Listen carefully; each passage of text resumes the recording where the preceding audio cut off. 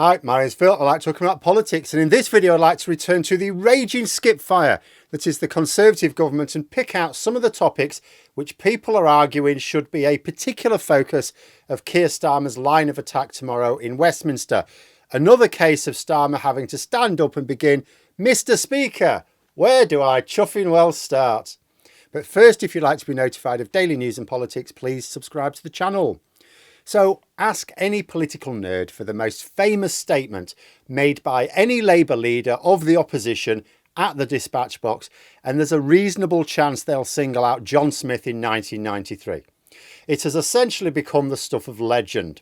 Smith rattled off a few Tory government disasters, shall we say, playfully describing them as Major's triumphs, and then characterised the Prime Minister at the time as the man with the non-Midas touch. It was a statement superbly crafted and was, of course, planned very much in advance. The beauty of it was it needn't even have been Smith himself who wrote it. And although Smith was a very good orator, it didn't require very good oratory. It was all there in the words. It's the sort of thing Starmer could do. You know, Labour MPs were laughing uncontrollably and the Conservative benches looked like they were occupied by stone statues. And Starmer has, on a couple of occasions, I think I'm right in saying, evoked this speech. I can certainly remember one time. And you know, he could not make a statement that long for PMQs. You can for a debate, not PMQs. But so powerful was Smith's rhetoric that day. I do think Starmer should more often make use of the basic devices. I've said before, I think Starmer would have done well to develop a few catchphrases, a few things he says all the time in the same way that would chime with the public and speak of Tory unsuitability at the same time. Why shouldn't Starmer stand up at the beginning of every PMQs and say, "Mr. Speaker, where do I ruddy well start this week?" Then list off the most recent Tory disasters that he's not really going to have time to discuss because there are always recent Tory disasters. Then pick the one he wants to go with and ask a question about it. It's not like Sunak answers them anyway, so why not use the event? In my first video today, I suggested that Keir Starmer may well be asking about Frank Hester's comments, reported now but made some time ago, that he wanted Diane Abbott shot and to hate all black women. Ties in with a few things as well. The government, in pursuing their latest reckless culture wars, are to announce a new definition of extremism. Delicate operation. They're trying to come up with a definition which will classify many Muslim groups as extremists, but not many of the far-right groups they support.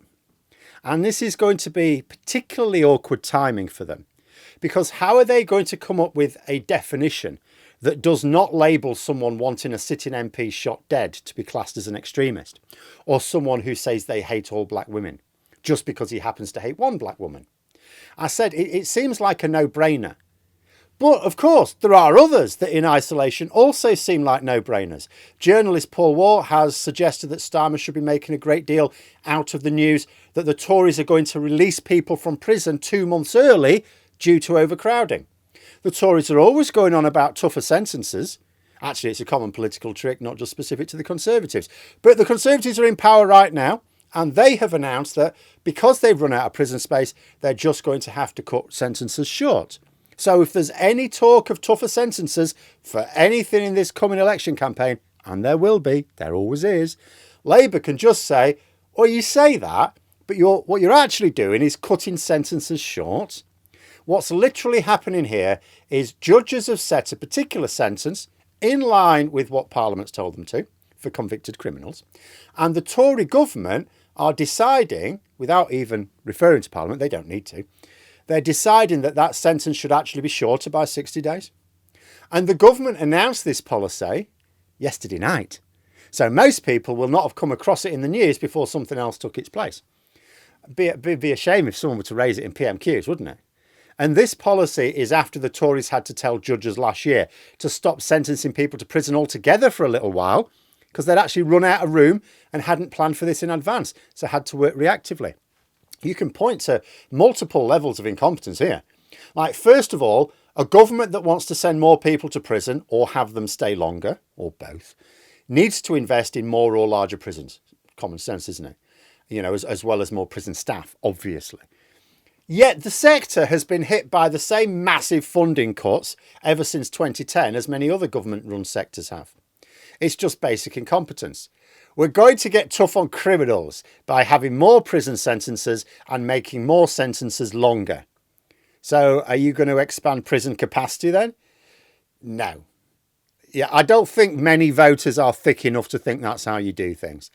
But the fact that prison space suddenly ran out last year, suddenly, also meant the government weren't paying attention to their data. Because it wasn't sudden, was it? They just weren't paying attention.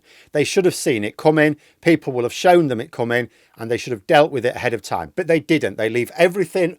It's like everything's done. Oh, these schools and hospitals are going to collapse in a few years if we don't rebuild them. Well, should we worry about that when it happens? Oh, right, it's happened. They've collapsed. Yeah, we'll let Labour worry about that one. That's what they do for everything. So there's loads Starmer could do with this as well.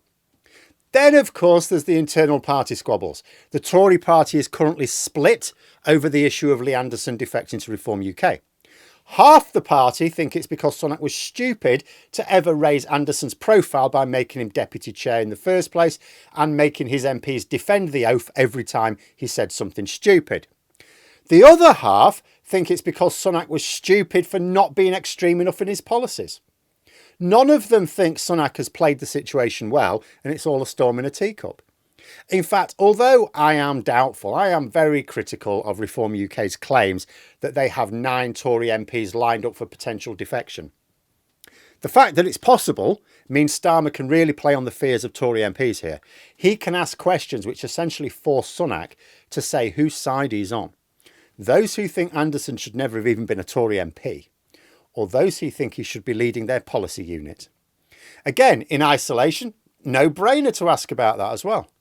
By tomorrow, there may be something else. Normal governments have a scandal now and then, maybe 1 or 2 a year, and rarely on this scale when they happen at all. This one has several new scandals a week. Starmer will have to pick one and essentially abandon the others. So why not stand up for his first question and say, Mr. Speaker, where do I ruddy well start again? The Prime Minister has gifted Reform UK a quarter of his party's 2019 votes and now their first ever MP. He talks about tougher prison sentences, but has failed to invest in the prison system and so has now had to tell prisons to actually cut sentences short and release dangerous criminals early to make room for new convictions. But could I ask the Prime Minister if he thinks wanting a sitting MP shot dead and saying that they hate all black women will meet his new definition of extremism, and if not, why not? Why not do that? And why not do something like it every single week? Make his catchphrase, Mr. Speaker, where do I chuffing well start? I guarantee the material will be there. But there we are. Those are my thoughts. Let me know yours in the comments below. Hope you found the video interesting. If you did, please click the like button. And if you'd like to support the channel further, the join button for memberships. And until next time, I'll see you later.